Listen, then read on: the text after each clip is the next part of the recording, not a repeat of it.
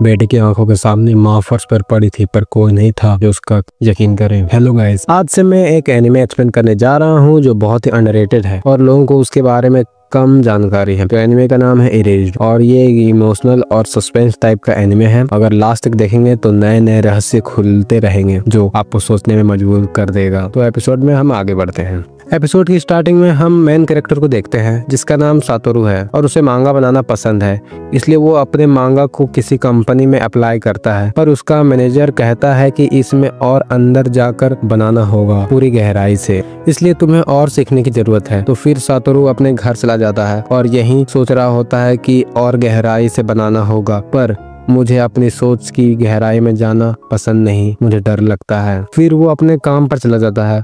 वो pizza delivery का काम कर रहा होता है।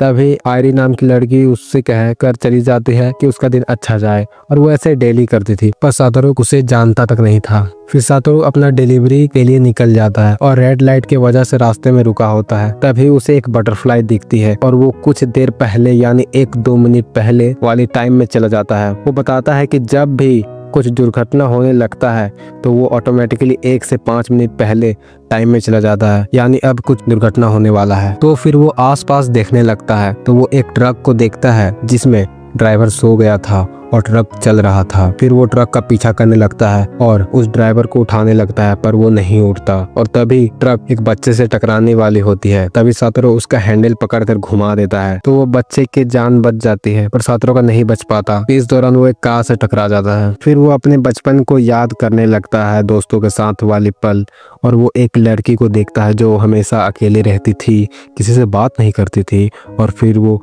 उठ जाता है और वो हॉस्पिटल में होता है। उसे आयरी एडमिट की होती है और उसे पूछती है कि तुम कितने साल के हो, कहाँ काम करते हो, तुम्हारा नाम क्या है। शायद उसका याददाश्त चेक कर रही होती है। सातोरू बताता है कि उसका नाम है और वो 29 साल का है और वो पिज्जा डिलीवरी का काम करता है। फिर आयरी वहाँ से चली जाती है और सातोरू भी डिस्चार्ज हो जाता है। रास्ते में वो सोचता है कि उसके साथ हमेशा ऐसा क्यों होता है कि कुछ देर पहले टाइम में चला जाता है हादसा से पहले, हादसा को रोकने के लिए। वो नहीं चाहता किसी को बचाना, पर फिर भी उसे करना पड़ता है और इसलिए इस घटना का नाम वो रिवाइवल रखता है। वो फिर घर पहुंच जाता है तो वो देखता है कि उसकी मॉम आई होती है। हालांकि वो सातोरू के साथ नहीं रहती थी, पर जब वो सुनती है कि उसका बेटे का एक्सीडेंट हुआ है तो वो हॉस्पिटल गई थी, पर वो सो रहा था। तो वो बिना डिस्टर्ब करते हुए घर चली जाती है और कहती है कि वो यहीं कुछ दिन रहेगी उसके साथ। पर सातोरू कहता है कि घर पर जगह नहीं है, पर उसकी मॉम नहीं मानती, कहती है कि जमीन में सो जाऊंगी। फिर रात हो जाती है। उसकी मॉम सातोरू का टीवी और बेड दोनों ले जाते हैं। इधर टीवी में चल रहा था कि जापान में बच्चों को बहुत किडनैप हो रहा है। तो सातोरू को उसका बचपन का याद आता है। उसके क्लासमेट में 2 लड़कियां गायब हो चुकी थी और उन्हें किडनैप कर लिया गया था, और उसका इल्जाम सातोरू का दूर का बड़ा भाई पर लगता है जिसके साथ वो बचपन में खेलता रहता था, और वो अभी जेल में कैद है। फिर सुबह हो जाती है। सातोरू और उसकी मॉम शॉपिंग करने आए होते हैं। तभी फिर रिवाइवल होता है और टाइम कुछ देर पहले रिवर्स हो जाता है। सातोरू फिर सभी तरफ देखने लगता है और उसकी मॉम को भी कहता है कि आसपास कुछ अजीब लग रहा है क्या। फिर दोनों देखने लगते हैं। तभी वो एक आदमी को नोटिस करती है जो एक बच्चे को कहीं लेकर जा रही हो। फिर वो एक कार में बैठकर चला जाता है, वो बच्चे को छोड़कर। मॉम को लगता है कि शायद उसे आदमी देख लेता है, इसलिए बच्चे को छोड़कर चला जाता है। फिर शाम को उसकी मॉम आयरी को अपने घर पर खाना खाने के लिए बुलाती है और वो रहस्यमय आदमी उसका पीछा कर रहा होता है। इधर सभी मिलजुल कर खाना खाने लगते हैं और उसकी मॉम कहती है कि तुम लोग दोस्त कैसे बने, यही सब बातें कर रहे होते हैं। फिर आयरी जाने लगती है तो सातोरू उसके स्टेशन तक छोड़ने चला जाता है और फिर घर आता है तो उसकी मॉम कहती है कि वो लड़की अच्छी है, सुशील है, तुम्हारे साथ शादी करने के लिए। पर सातोरू शर्मा जाता है और मना कर देता है। अगले दिन वो स्कूल में हुए किडनैप के केसेस देख रहा होता है तो उसे याद आता है कि वो लड़की कायो भी किडनैप हो गई थी और उसी रात अगर सातोरू उसके साथ होता तो वो किडनैप नहीं होती। ये सब वो अपने मॉम से कह रहा होता है।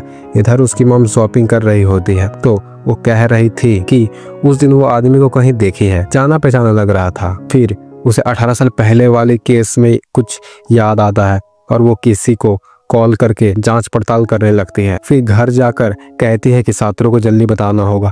तभी उसके पीछे से कोई आता है और उसे कमर में चाकू मार देता है, जिससे वो खून खून हो जाती है और कहती है कि सातोरू सही था, कोई और ही है जो बच्चों को किडनैप कर रहा है। उसका भाई निर्दोष है और फोन उठाने लगती है, पर वो क्रिमिनल फोन ले लेता है, जिससे साचिको मर जाती है, यानी सातोरू की मोम। इधर सातोरू को आयरी कहती है कि अगले दिन क्या मैं तुम्हारे घर पर खाना खाने के लिए आ सकती हूँ, पर सातोरू कहता है कि मॉम से पूछकर बताएगा। फिर वो चला जाता है। घर पहुँचते ही उसके बगल से वो क्रिमिनल जाता है, पर सातोरू उसे इग्नोर कर देता है। फिर देखता है कि दरवाजा तो खुला है, यानी ये मॉम से मिलने आया था।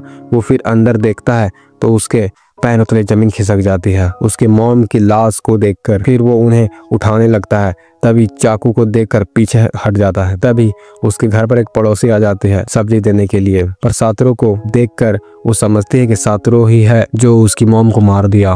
फिर उसके घर पर पुलिस आ जाते हैं सातोरू को पकड़ने, क्योंकि उसके हाथ में खून लगा था। फिर वो भागने लगता है, तभी कुछ होता है और कहीं और टेलीपोर्ट हो जाता है और वो सोच रहा होता है कि वो कहाँ है। तभी उसके पीछे से एक लड़का उसे कहता है कि जल्दी चलो, स्कूल जाने में लेट हो रहा है। फिर वो समझता है कि वो 1 या 5 दिन पहले नहीं बल्कि 18 साल पहले वाली टाइम में चला जाता है। पर असली खेल तो अब शुरू होगा, जब सातोरू समझेगा कि हर दोस्त दोस्त नहीं होता। अगर आपको ऐसा ब्रेकडाउन पसंद है तो बियॉन्ड एनिमे को सब्सक्राइब करें, क्योंकि अगला एपिसोड और भी इंटरेस्टिंग होने वाला है।